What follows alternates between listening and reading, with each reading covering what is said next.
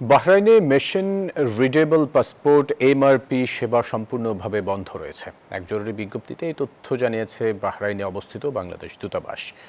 জটিলতা দূর করতে এমআরপি সেবার পরিবর্তে সরকার এরই মধ্যে ই পাসপোর্ট সেবা চালু করেছে। এতে প্রবাসীদের দ্রুত ই পাসপোর্ট সেবা গ্রহণের জন্য প্রয়োজনীয় পদক্ষেপ নেওয়ার আহ্বান জানিয়েছে দূতাবাস। এছাড়া বিজ্ঞপ্তিতে প্রবাসী বাংলাদেশিদের এমআরপি সংক্রান্ত নতুন আবেদন না করার বিশেষ অনুরোধ জানানো হয়েছে। বাহরাইনে যে সকল প্রবাসী বাংলাদেশি সম্মানিত নাগরিকগণ আছেন তাদেরকে আমরা এই বিষয়টি অবহিত করার জন্য আমরা একটি বিজ্ঞপ্তি ইস্যু করেছি যে এই মুহূর্তে সকল প্রকার এমআরপি সেবা বন্ধ রয়েছে এবং তাদেরকে ই পাসপোর্ট সেবা গ্রহণের আমরা আহ্বান জানিয়েছি এবং এমআরপি আবেদন না করার জন্য তাদেরকে আমরা উৎসাহিত করে বিজ্ঞপ্তিটি দিয়েছি। 200-র বেশি সার্ভিস ও ফিচারে লেনদেনের সব বিকাশ অ্যাপে সম্ভব।